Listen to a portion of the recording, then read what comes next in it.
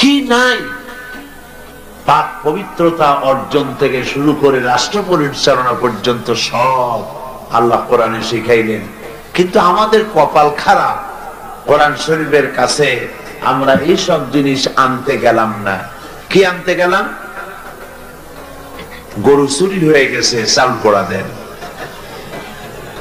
Bore স্বর্ণের অলংকার হারায় গেছে, একটু কালিজিরা পড়ে দেন। হায় রে পোড়া কপালে মুসলমান। ধরুন কারো বাড়ি মিষ্টি নদীর পার থেকে ৬-৭ মাইল দূরে, যখনই তার পিপাসা হয় সে তখন একটা গ্লাস হাতে করে নিয়ে যায়, আর ওখান থেকে 1 গ্লাস পানি 7 মাইল দূরে হাঁটে গিয়ে পানিটা নিয়ে ওই পানিটা খায়। আবার পিপাসা হয়, আবার পানি আনতে যায়। বেকুব, 1 গ্লাস পানি আনতে দরিয়ার কাছে কেন যাও?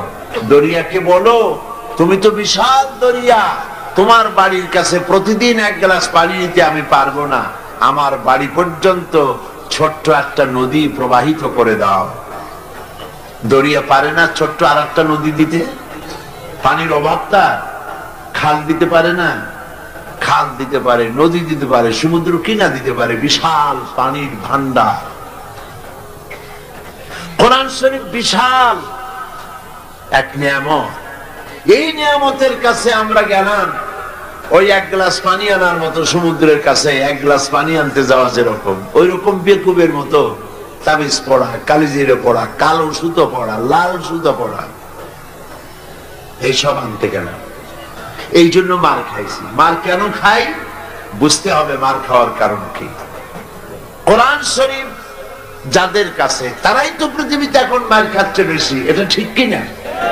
এটা সত্য কিনা? পৃথিবীতে মুসলমান আজ মার বেশি খাচ্ছে।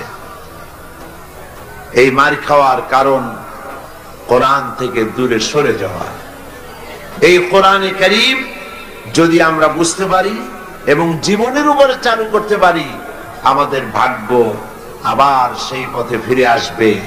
আবার গোটা পৃথিবী মুসলমানদের আনুগত্য স্বীকার করবে, দুনিয়ায় সুখ হবে, শান্তি হবে। কিভাবে হবে? সেই কথাগুলি আমি গতকাল আপনাদের সামনে আলোচনা করেছিলাম সূরা আন-নাহল থেকে।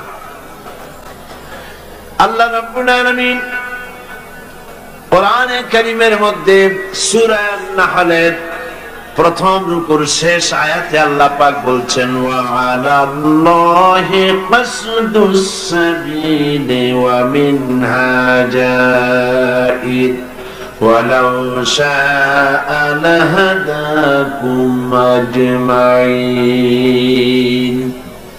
আর আল্লাহ পাকের উপরে দায়িত্ব হচ্ছে, আল্লাহ পাক বলছেন আমার হক, আমার দায়িত্ব সোজা রাস্তা বলে দেওয়া।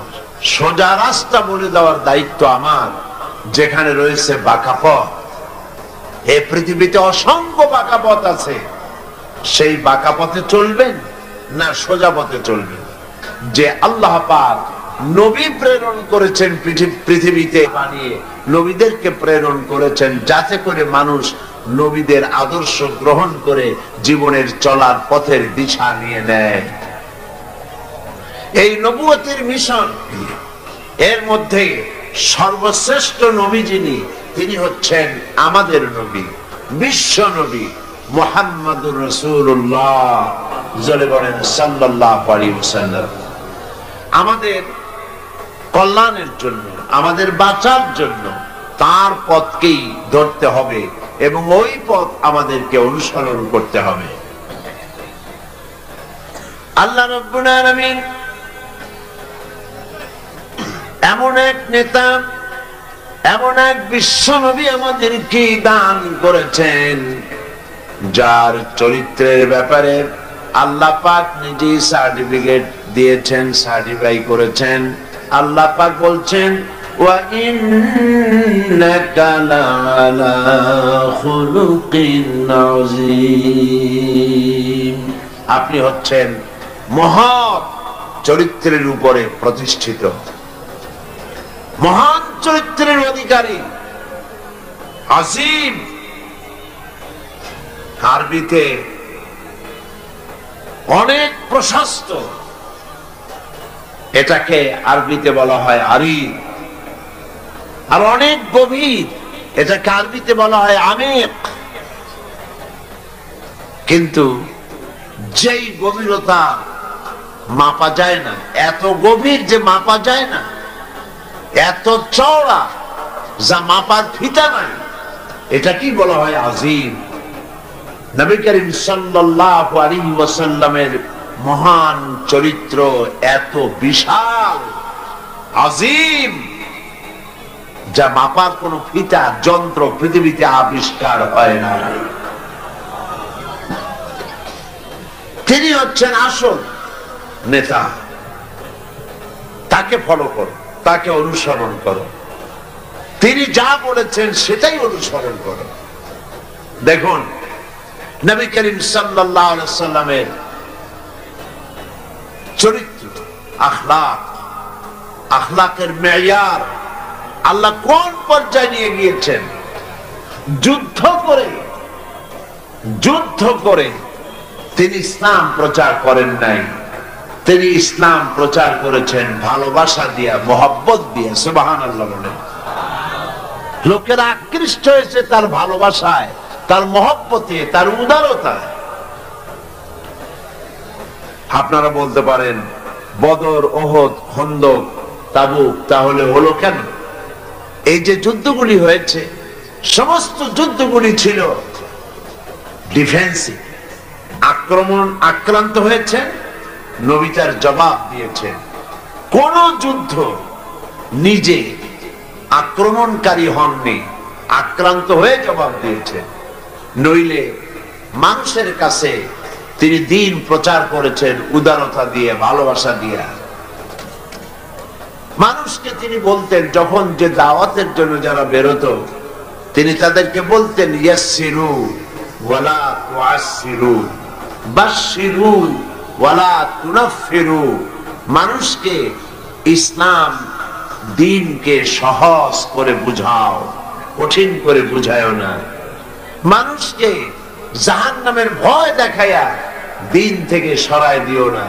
জান্নাতের সুসংবাদ দিয়ে দিয়ে মানুষকে দ্বীনের দিকে ডাকো। এই ছিল নবী করিম সাল্লাল্লাহু আলাইহি ওয়াসাল্লামের চরিত্র। আপনারা এই ঘটনা শুনেছেন, আমি মাহফিলে বলেছি। একবার এক ইহুদি মসজিদে নববীর ভিতরে পেশাব করে দিয়েছিল।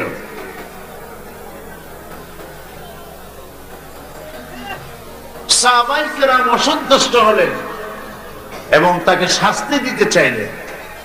নবী করিম সাল্লাল্লাহু আলাইহি ওয়াসাল্লাম সাহাবীদের থামায় দিলেন, বললেন তার সবটা কাজ সারতে দাও। যদি মাঝপথে বাধা দেওয়া হয় তাহলে লোকটা অসুস্থ হয়ে পড়তে পারে।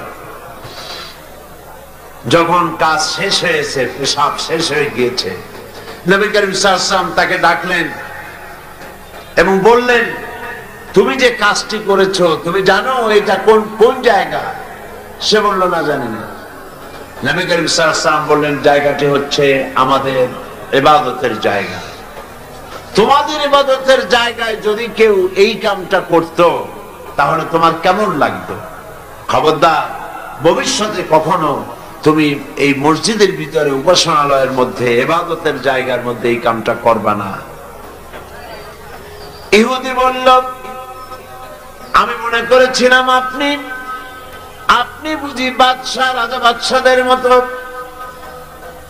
আমি যে অপরাধ করেছি এই অপরাধের শাস্তি তো হতে পারত, আপনার হুকুম দেওয়া লাগতো না, চোখের ইশারায় আমার মাথা মাটিতে গড়াগড়ি করত। আপনি তা করেন নাই, উত্তম ব্যবহার দিয়ে আমাকে বুঝাই দিয়েছেন, আমার বুঝতে মোটেও কষ্ট হয় নাই। আপনি আল্লাহ পাকের নবী, আমি আর কাফের ইহুদি রইলাম না, আমিও মুসলমান হয়ে গেলাম। লা ইলাহা ইল্লাল্লাহু মুহাম্মাদুর রাসূলুল্লাহ। নবী করিম সাল্লাল্লাহু আলাইহি ওয়াসাল্লাম সাহাবীদের দিকে তাকায় বললেন, ইন্নাকুম বুইসতুম মুয়াসসিরিন, তোমাদেরকে আল্লাহ পাক সহজ করার জন্য পাঠিয়েছেন, কঠিন করার জন্য পাঠান নাই। মানুষকে সহজ করো, বিষয়টি সহজ করে বুঝাও, মানুষকে ভালোবাসো। আর দ্বীন ওয়ান নাসিহা, দ্বীন হলো কল্যাণ কামনা করা, ভালোবাসা।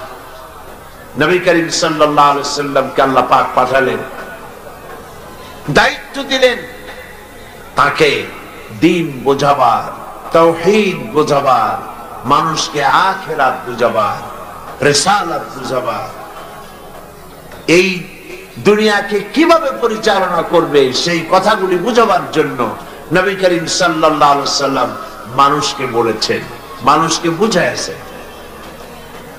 আল্লাহর নবী, তার কাছে দলিল ছিল কোরআন। কোরআন দিয়ে তিনি মানুষকে বুঝাইছেন, এক আল্লাহর গোলামি করো, যিনি আকাশ সৃষ্টি করেছেন, জমিন সৃষ্টি করেছেন, তোমাদেরকেও সৃষ্টি করেছেন, তিনি ছাড়া কোনো ইলাহ নাই, ইলাহ ইলাহা ইল্লাল্লাহু মুহাম্মাদুর রাসূলুল্লাহ। কোনো ইলাহ নাই, কোনো আইন দাতা নাই, বিধান দাতা নাই আল্লাহ ছাড়া।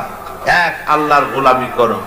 খেতে দেওয়ার মালিক তিনি, পড়তে দেওয়ার মালিক তিনি, হায়াতের মালিক তিনি, মওতের মালিক তিনি। বলুন, হায়াতের মালিক কে? সবাই বলেন, মওতের মালিক কে?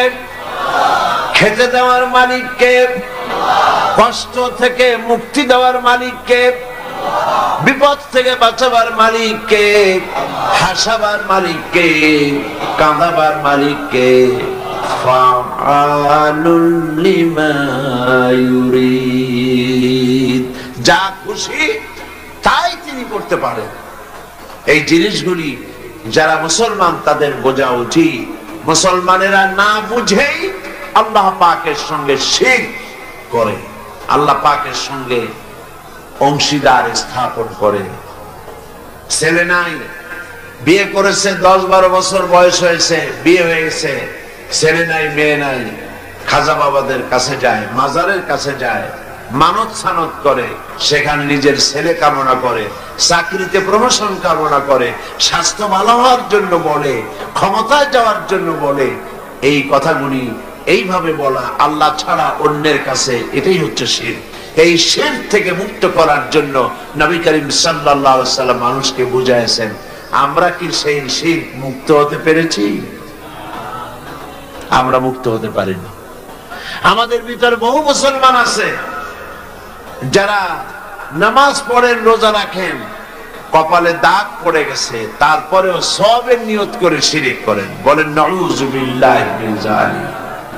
বিশ্বাস করুন, কবরের কাছে গিয়ে, মাজারের কাছে গিয়ে কিয়ামত পর্যন্ত কানলেও কবরে যিনি শুয়ে আছেন তিনি আপনাকে কিচ্ছু দিতে পারবেন না। এই কথা কি মনে থাকবে? বলেন আপনারা, এই কথা কি মনে থাকবে? আল্লাহ মনে রাখার তৌফিক দিন। আল্লাহ পাক সহ্য করেন না, শিরককে বরদাস্ত করেন না।